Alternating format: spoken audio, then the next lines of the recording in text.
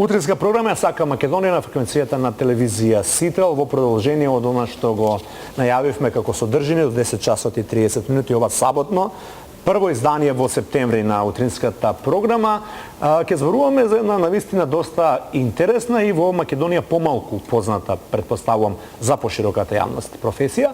Станува збор за контролата на летање. Во моето студио на оваа тема, што тоа значи и кои се работи во Македонија како контролор на летање, ќе зборувам со две прекрасни дами кои што ово утро се во студиото на Сител. Најнапред добро утро и ви благодарам што заедно со нашите гледачи ќе бидеме во наредниве 20 на 30 на минути. Рена Каличанин, контролор на летање и заменик директор во секторот за воздухопловна навигација, и Катарина Марковска, супервајзор и контролор на летање ова утро заедно со мене во студиото. Предпоставувам дека да станете рано не ви е проблем, бидејќи вашата професија има комплицирано работно време, односно станувате во секој дел од денот.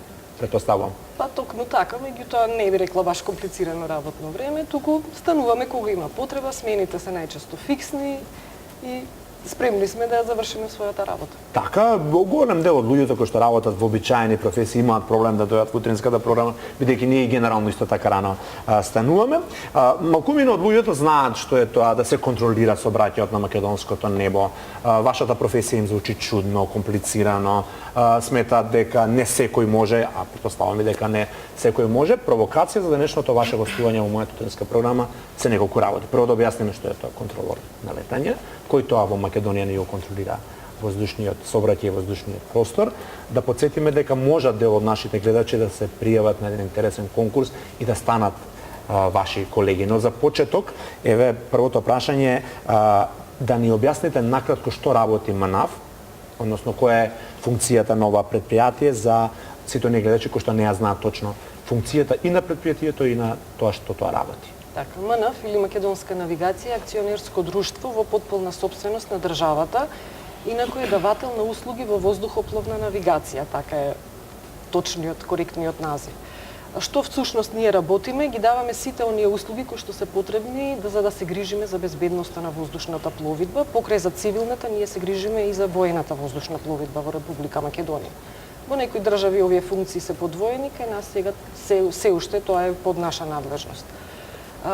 Значи, покрај контролата на летање, која што е централната функција што ја обавуваме, има многу други придружни служби во рамките на нашата компанија кои што ни помагаат да ги обавуваме овие активности.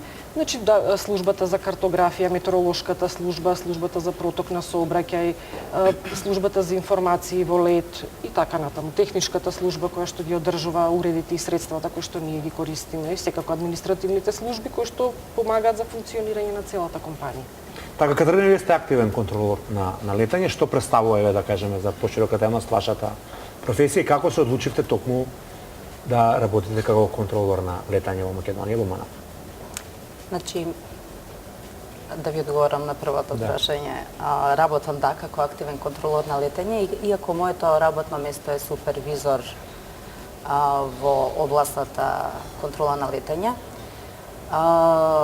Меѓутоа, работното место подразбира да се работи на фреквенција. Работата наша, односно услугата на контрола на летање, у суштина има за цел да обезбеди на прво место безбедно одвивање на воздушниот сообраќај, но исто така и редовно и експедитивно одвивање на воздушниот сообраќај. Основната цел е да воздухопловите на кои што им пружам услуга на контрола на летање, односно ние кои што не прелетуваат или слетуваат, полетуваат од нашите аеродроми, ги држиме на безбедно растојание, спречиме судир помеѓу авионите, спречиме судир помеѓу авионите и теренот. И значи тоа е, да речеме, сршта на нашата професија. Како се одлучив да станам контролор на летање, не можам да кажам дека тоа беше некоја идеја која што имав од кога бев мала, кога ќе пораснам сакам да сум контролор на летање, не. Јас всушност бев абсолвент на електрофакултетот во Скопје, 9-ти семестар, со сосема други планови, да размислував на постдипломски студии и така натака. Меѓутоа, вакво за конкурсот во тоа време, што беше уште 1994 година, значи, дознав од мојот инструктор по моторно летање, пошто бев и член на аероклубот и се бавев со Сепак имало некоја врска. Точно, и баш тоа сакав да го испотенцирам. Значи, јас имав некаков контакт со воздухопловството, како едриличарка и пилот. Меѓутоа, многу малце знаев за тоа што стварно работи контролата на летање, иако во летањето, значи практикувајќи го моето хоби, имав контакт со контролорите на летање. Знаев дека им се најавуваме, за да им ја најавиме нашата активност и дека добиваме од нив некои одобрение или некои забрани. Меѓутоа, повеќето навистина не знаев за оваа професија и верувам дека повеќето луѓе немаат точно сознание што значи да се биде контролор на летање. Се пријавив на тој конкурс и Добро, во 90-те години претставам дека тоа било тотална непознаница кога почнал да се развива авиосообраќајот во тогашна самостојна Македонија. Не, контролата на летање датира од Си многу постоела, одамна. меѓутоа велам во Македонија, особено за млад човек кој што бира професија, кој што завршил факултет, нешто ново. Може да се каже така, особено што во тоа време контролата на летање беше фокусирана на нашите аеродроми само, не и на прелетите, што се случи покасно. Македонија, значи, ја превзема контролата над воздушното небо и прелетите подоцна. Да, и начинот на информирање беше многу послабо. Можете да им објасните на пријателите што ќе работите? Ве разбира, ве... Откако се запознав малце подобро со тоа, што ќе работам, да, можев да им објаснам апсолутно што ќе работам, да. Вакво, значи, сакав да кажам дека јас сменив целосно професијата, значи со идеја да станам електроинженер, јас завршив како контролор на летање и до сега не сум се покајала за тоа. Сега добро уживате во на што работите. Да. Ирена, ова е одговорна, многу важна и одговорна професија. Како што кажа и Катарина, стана збор за огромен сообраќај кој што се одвива над нашата територија. Каква е процесот на селекција на кандидати, овие кои што подоцна ќе работат оваа работа? Така, па процесот на селекција на кандидатите е доста ригорозен. Како што спомнавте, особено во последните години ние имаме голем пораст на сообраќајот и поради тоа не можеме да си дозволиме импровизации во селекцијата на кандидатите. Го конципиравме целиот процес на селекција во однос на искуствата на останатите земји, претежно европски, меѓутоа и на светско ниво, горе-доле тоа отприлика слично изгледа, каде што тестирањето се одвива етапно, се бара кандидатите да имаат добро познавање на англиски јазик, потоа се спроведуваат тестови за оние когнитивни способности за кандидатите, како што се брзина на одлука, носење одлуки во краток временски период под стрес, кратка меморија, меморирање битни информации за краток временски период, за кратко време усвојување на некои правила и прописи и нивно конкретно имплементирање во работењето, ориентација во простор и слично. Потоа, кандидатите одат на лекарски прегледи, затоа што медицинската состојба на контролорите на летање е многу важна и таа мора да се одржува на високо ниво низ текот на целиот работен век на контролорите на летање. Има и случаеви доколку опадне медицинската способност и да го изгубат дозволата за работа, не смеат да продолжат да работат. За на крај селекцијата да заврши со интервју во кое што сепак некои карактеристики на кандидатите кои што се посакувани или не се посакувани се видат, се проценат и се направи соодветна селекција. Така, инаку Македонија има потреба од контролори на летање, она што е и провокација за овој разговор, подоцна ќе кажеме кој се може да се пријави, да се обиде, да биде ваш иден колега, но кога го спомнавме тестирањето и како до добри резултати, ќе прашам Катерина дали може да се сети накратко и кога рековте тоа се 90-тите години, но може ли се навратите неколку години, ќе речам наназад, и да се сетите како поминавте вие на тестирањето? Тестирањето во тоа време се спроведуваше од страна на данската контрола на летање, нивниот тим за селекција на идни контролори на летање.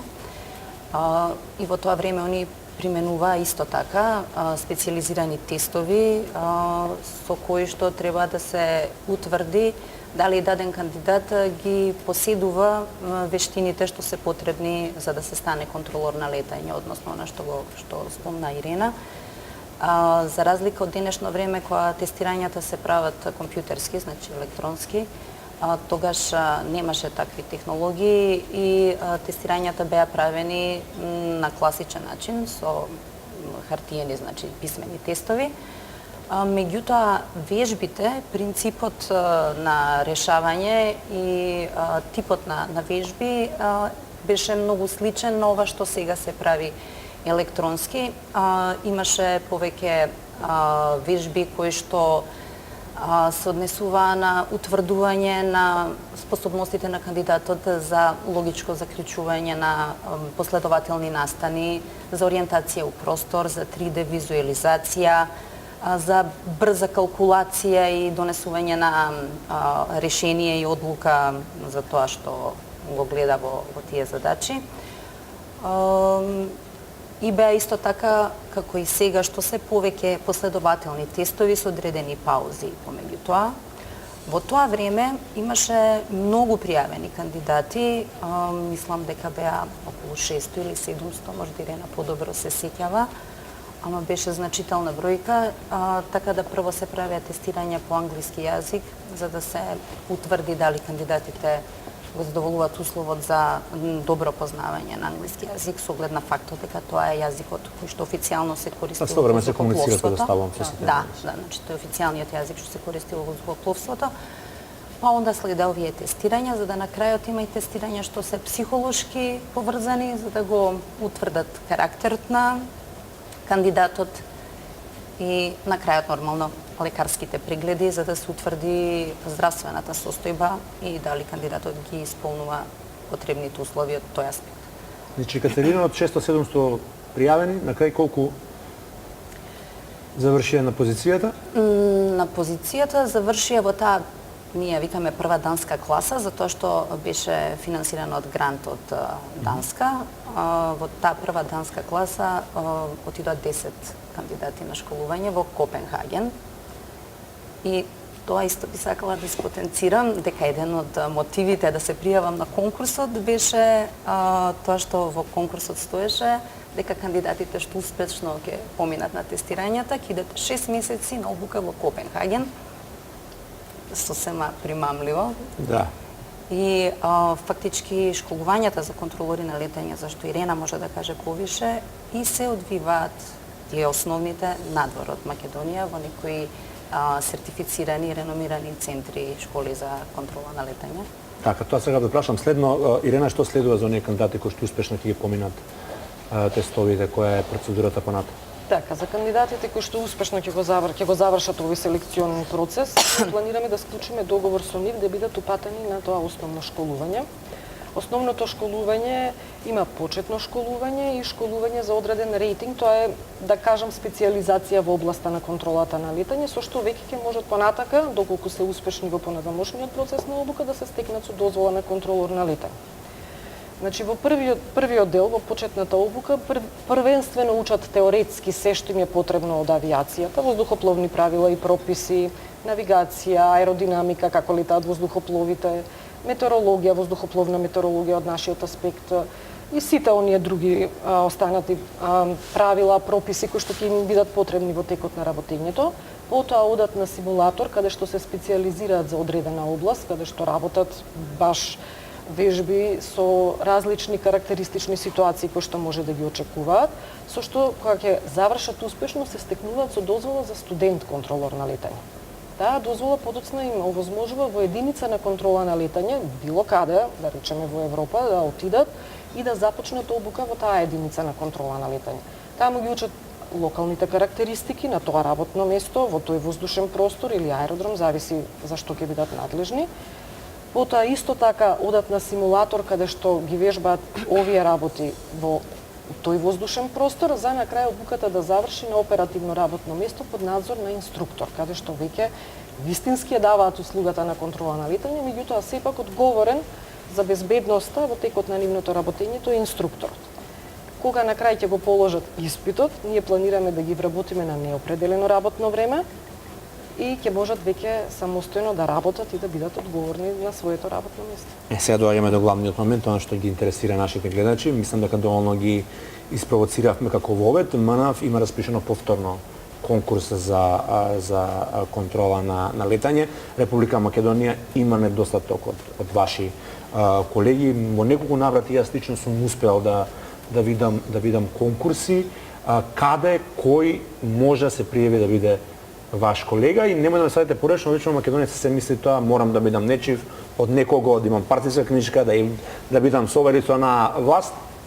Што во суштина треба да поседува еден да се пријави од нашите гледачи на овој? Апсолутно не ве сваќаме погрешно, значи ние мислиме дека еден од проблемите... И вие сами рекол дека МНАВ нели е меѓу другото државна компанија. Се луѓето кога гледаат, државно, да не треба тука нешто посебно. А како што кажав, порастот на сообраќајот мислиме дека не ни дозволува импровизација така, сега во овој домен. Да, навистина мора да ги одбереме вистинските кандидати заради наше, а и нивно добро. Не, навистина не е лесно кога ќе се соочите со некоја комплицирана ситуација, едноставно не сте способни да се справите со таа.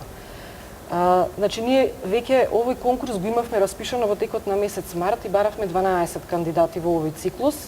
Битно и групите да не се премногу големи, за да може соодветен обем на обука да им се овозможи на сите кандидати.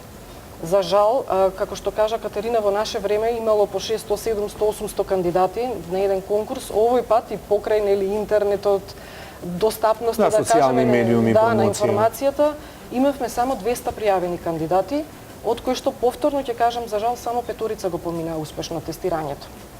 Иако баравме 12. Што е побива она моја претходна теза во прашањето дали треба да бидеш... Да се пробуди. Да, бидејќи ете на претходниот конкурс само петорица успеа. Токму така. Малку бевме изненадени, морам да признаеме, бидејќи очекувавме дека интересот ќе биде многу поголем, сметавме дека нашата професија е доста атрактивна, интересна за младите луѓе, необична, така. Од тие причини од една страна се одлучивме малку повеќе да ставиме акцент на пиар на нашата промоција, така, и исто така информацијата за конкурсот да допре до младите луѓе. Она што ме прашавте кој може да се пријави, тоа се сите оние млади кои што имаат завршено средно образование, значи треба да приложат диплома за завршено средно образование. Не е важно какво средно образование. Затоа што овие тестови што ги спомнав претходно точно ги таргетираат. Па не, теоретски не е Теоретски важен. не е. Да, теоретски не е важен. Претпоставав затоа и прашам. Да. Оние способности кои што се потребни за работењето на оваа работа, ние ги тестираме преку тие специјални тестови. Се разбира, потребно е да имаат предзнаење англиски јазик, затоа што ние немаме време да ги учиме кандидатите на англиски јазик. Да. Меѓутоа, очекувам дека младите во денешно време повеќето би требало... Имаше некоја старосна граница? Да. Тоа ми беше прашањето зошто само до 26 беше така? 25, односно да нема забуна, да немаат наполнето 26. Па има и тоа своја причина. Значи, првенствено... Не за друго сакам да се пријавам, очигледно една година сум постара. За малку. Да, малку, да. Да. Првенствено младите луѓе побрзо можат да ги усвојат овие знаења, вештини понатаму кои што треба да се надградат. Обуката трае одредено време и исто така, бидејќи многу се вложува во обуката на овие кандидати, потребно е да има еден работен век во кој што тие ќе бидат, да кажам, искористени во компанијата. Така, тука има економска логика некоја. Бидејќи доколку примите вие некој повозрасен, немам намера никого да навредам, нели, меѓутоа некој со 40 години да почне да се обучува, додека прво ќе му биде потешко, повеќе време ќе му треба да ги усвои овие вештини, а подоцна останува многу помал временски период во кој што ќе може да стекне искуство и вистински да се реализира во професијата. Значи рековме од условите, се извинувам што прекинувам, да има средно училиште завршено, да е до 25, односно до 26, да не наполнува. А години? Потребни се оние класични потврди за неосудуваност, потребно е уверение за државјанство, извод од матична книга на роден и тоа се мислам во главни. Значи нема ништо посебно. И англискиот да, по за англискиот јазик ние баравме сертификат ниво B2 минимум и меѓутоа и покрај тоа сметавме доколку има преголем број на кандидати да ги тестираме англиски јазик и ставивме некоја граница, рековме ако има повеќе од 300 апликанти, првенствено ќе спроведеме филтер 1, селекција англиски јазик. Претходниот пат не се случи тоа, ќе видиме дали ќе се случи сега. Крајниот рок е 12 септември за Значи уште малку поднесување. денови имаат. Добро. Не остана уште многу време. Меѓутоа, исто така, размислуваме доколку немаме доволен број на кандидати, дали евентуално и да го продолжиме овој рок. Јас би апелирала до младите луѓе да не чекаат дали ќе го продолжиме или не, тие што се заинтересирани, што може да ги соберат документите и да ги поднесат. Често кога разговараме со колегите, викаат, ете, како Катерина, јас кога дојдов немав баш представа што таму мене ќе ме очекува и што е тоа. Меѓутоа, низ тестовите, кога почнав да еден тест друг ме заинтересира, почнав да барам информации што е тоа, како е и едноставно биле навлечени, да речем, на оваа професија. Така, се обидувам да имам некои прашања кои што евентуално кандидатите би ги имале, може би добар дел од нив или пак нивните семејства би ги интересирало дали треба нешто се вложи по тоа во таа едукација или тоа целосно го покрива. Не, Значи, битно прашање во една земја која што е Македонија, да. Имаме ние често такви прашања или па обратно они викаат дали може ние да си ги пратиме некаде на школа, па да вакво. Во принцип повеќето земји преферираат овој модел што ние го одбравме. Самите да ги селектираме кандидатите, меѓутоа подоцна сите трошоци ги сносиме ние. Значи, ние ги упатуваме на школување, трошоците околу школувањето ние ги сносиме, трошоците таму ќе добиваат или плата или некаков надомез за за може да функционира. Апсолутно, поготово во странство, како што кажа. Посебно во Данска, кој е многу скапо. Да, тоа не знаеме бидејќи ние распишуваме тендер, немаме долгорочен договор со еден школски центар од европските, меѓутоа имаме одлична соработка со повеќе школски центри бидејќи ние и понатака низ текот на целиот работен век продолжуваме со обуки во странство и можам да ви кажам дека колку што сме ние задоволни од соработката, двострано е тоа и тие постојано изразуваат задоволство од соработката со нас, изненадени се, знаете како некогаш има чувство мала земја, таму кој знае како функционира, едно друго кој ќе отидеме и после тоа кога ќе се спријателиме, малку ни викаат, нели? Леле, па вие демек супер функционирате. Добро подготвени, да. Да, одлично сте подготвени, многу сте професионални. Во Данска, на пример, инструкторите беа многу изненадени колку ние сме мотивирани. Викаат дека во Данска студентите наши обично не настапуваат со таква мотивација, вие демек сте баш онака мотивирани, што исто така се бара. Посебно од учениците кои што се студентите за контролори на летење. Така, значи да заклучиме до 25 години, неполни 26, со средно завршено образование, конкурсот отворен уште некој ден, може да се пријават, да знаат солидно, односно добро, англиски јазик се е платено, што се однесува до обука, да е Боже, нели, да дојдат до таа фаза, да се селектирани, дојдат на обука и искрено прашање до вас две дами, препорачувате, меѓу другото, во едно општество како што е Македонија, да се работи ова професија, исплатливо е, безбедно е, интересно е? Апсолутно. Апсолутно. Моја препорака до сите млади кои што ги исполнуваат овие услови да се обидат, кои што дури имаат некои други планови за својата иднина, да се обидат, да се пријават на овој конкурс. Ништо не ги кошта да проба да го направат тестирањето. На крајот ќе дознаат дали имаат вродени вештини и способности да бидат контролори на летање. И повторно ќе имаат можност да одлучат дали сакаат тоа да го работат или не. Во меѓувреме ќе имаат можност да бидат у контакт со испитувачите кои што се контролори на летање, да дознаат повише информации, евентуално доколку ги задоволат условите и ги поминат тестирањата, ќе имат можност да се запознаат и од блиску со нашата професија. За претходната група знам дека Ирина имаше организирано посета на нашето работно место за да добијат малце осет како тоа изгледа уживо, нели, да. Една голема животна шанса е. Значи, светот на воздухопловството е интересно место, не многу се дел од него, ама некако ги отвара видиците, го прави светот мал, се гледа достапно, соработувате со други европски центри, стекнувате и разменувате искуства. Така да, моја лична препорака до сите млади е да се обидат. Понатака ќе решат дали тоа им се допаѓа и дали ќе продолжат со обуките или можда ќе продолжат по патот по кој што веќе се движат.